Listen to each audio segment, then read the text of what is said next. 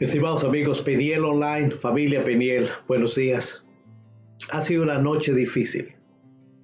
Ha sido una noche en que la historia de la humanidad estaba llegando a un cambio. Ha sido una noche donde la palabra profética se está llevando a cabo. Ha sido una noche larga para Jesús. Y quiero que me acompañe la noche que damos, en la noche en que se celebraba la Pascua. Jesús comió la Pascua. Jesús, nuestra Pascua, se ofreció por nosotros. Su cuerpo estaba a punto de ser quebrado. Tomó el pan, lo partió y lo dio a sus discípulos. Este es mi cuerpo que por vosotros es quebrado. Luego tomó la copa y le dijo: esta es la sangre del nuevo pacto. Hacedlo todas veces que lo hicieres, acordaos de mí. Haced esto en memoria mía.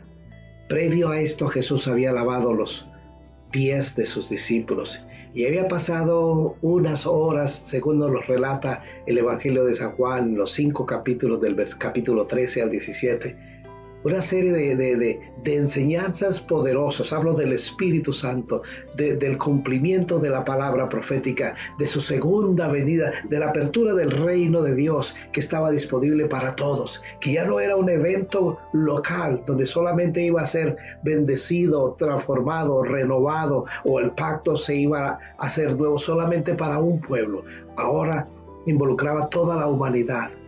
El versículo que Juan había publicado en el capítulo 3, la vez que Jesús tuvo el encuentro con Nicodemo, en que le dijo: ¿os es necesario nacer de nuevo? Jesús también dijo: porque de tal manera amó Dios al mundo que dio a su Hijo Jesucristo, para que todo aquel que en él cree no se pierda, mas tenga vida eterna. Salieron de la cena, del salón alto donde estaban reunidos. Y la Escritura nos dice que se fueron al huerto de Getsemaní. Y encontramos el relato del Evangelio de San Mateo capítulo 26, a partir del versículo 36. Acompáñenme y juntos vamos a leer. Si usted tiene la Biblia, tómela. Capítulo 26 del Evangelio de San Mateo. Y dice así del versículo 36. Luego fue Jesús con sus discípulos a un lugar llamado Getsemaní. Y les dijo: siéntense aquí mientras voy más allá a orar. Se llevó a Pedro y a los 2 hijos de Zebedeo y comenzó a sentirse triste y angustiado. Es tan la angustia que me invade que me siento morir, les dijo. Quédense aquí y manténganse despiertos conmigo. Pasó la noche anterior. Ahora son las 8:30 de la mañana. Muchas cosas han acontecido desde entonces. Versículo 39. Las Escrituras nos relata que, yendo un poco más allá, se postró sobre su rostro y oró: Padre mío, si es posible, no me hagas beber este trago amargo, pero no sea lo que yo quiero, sino lo que quieres tú. Luego volvió donde estaban sus discípulos y los encontró dormidos. No pudieron mantenerse despiertos conmigo ni una hora, le dijo a Pedro. Estén alerta y oren para que no caigan en tentación. El espíritu está dispuesto, pero el cuerpo es débil.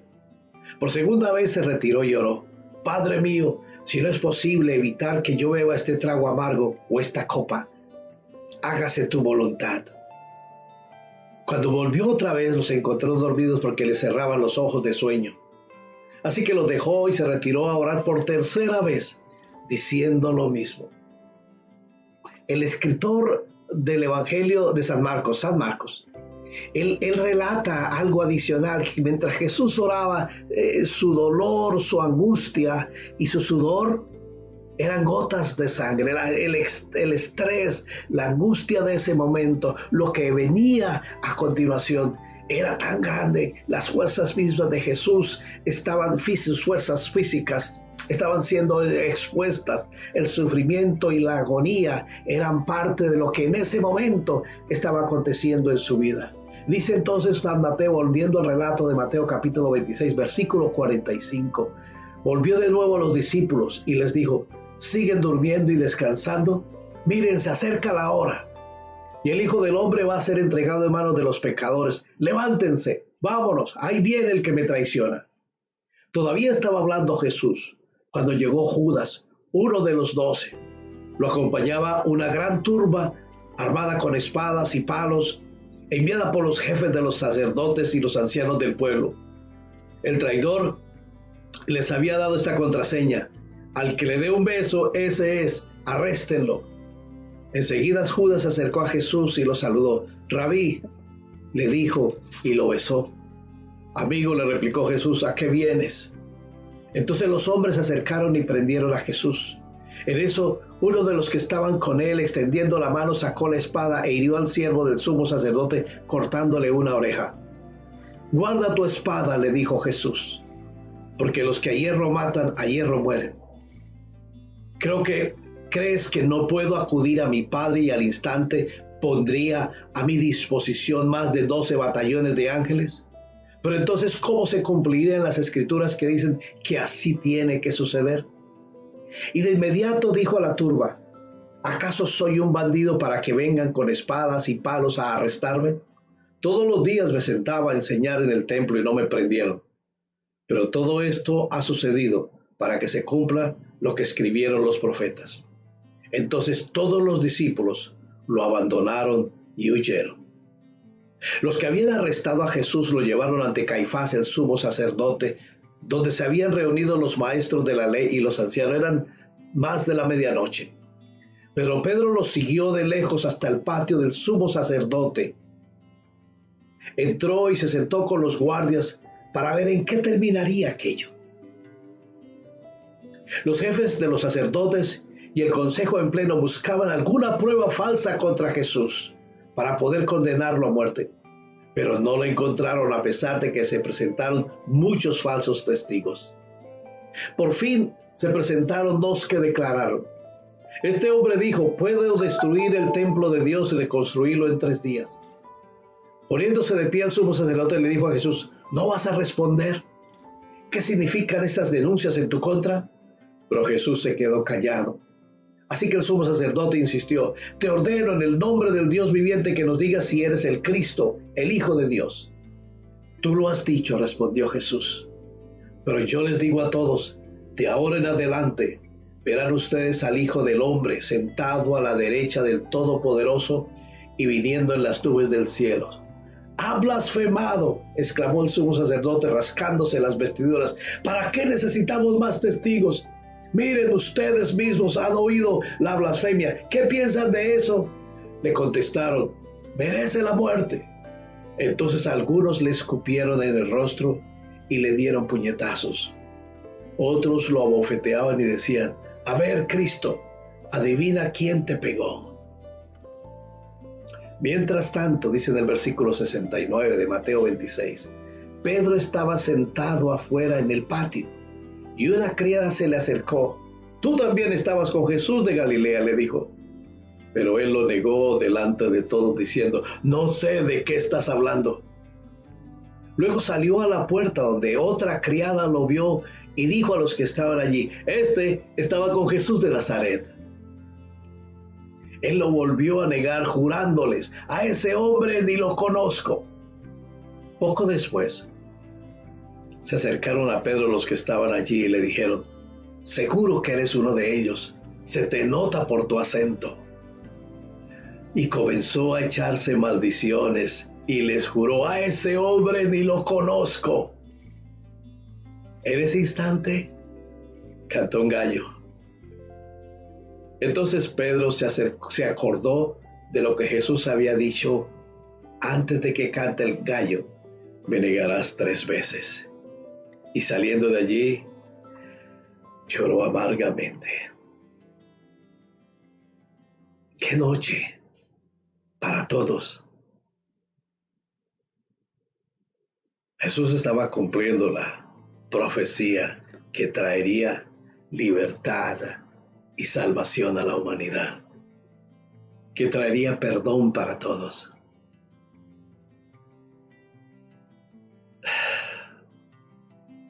La escritura me dice del Evangelio, Isaías capítulo 53, el herido fue por nuestras transgresiones, molido por nuestros pecados. Nosotros como que escondimos de Él nuestro rostro.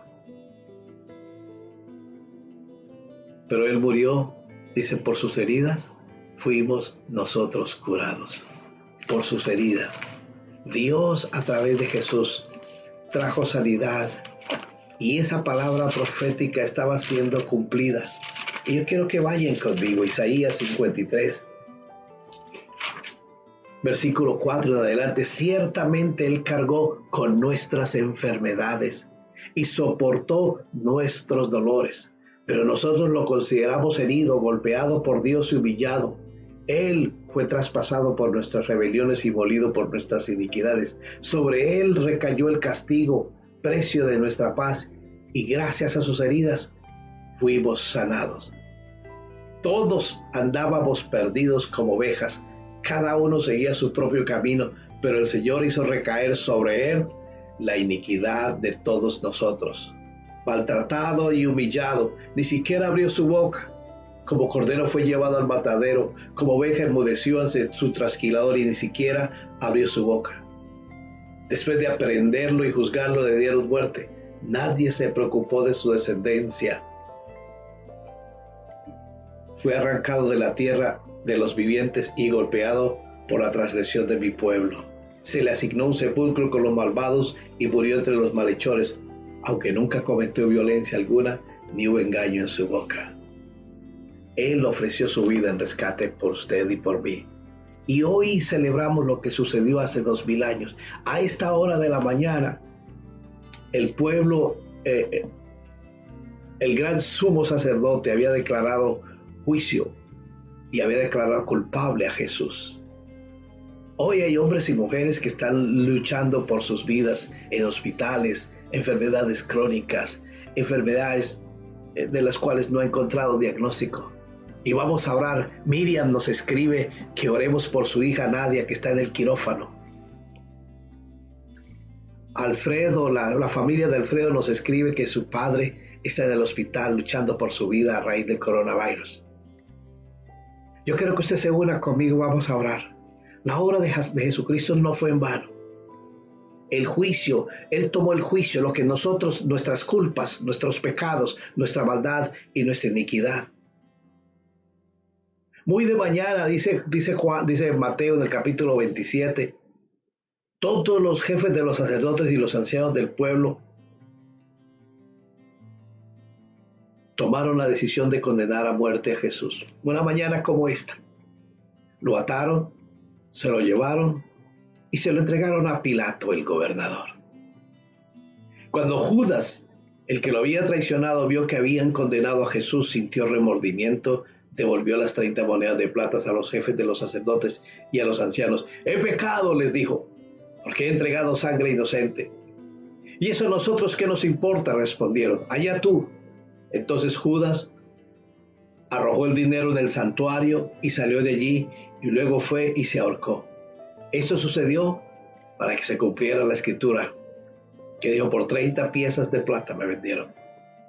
Los jefes de los sacerdotes recogieron las monedas y dijeron, la ley no permite echar esto al tesoro porque es precio de sangre. Así que resolvieron comprar con ese dinero un terreno conocido como Campo del Alfarero para sepultar allí a los extranjeros. Por eso se le ha llamado el Campo de Sangre hasta el día de hoy.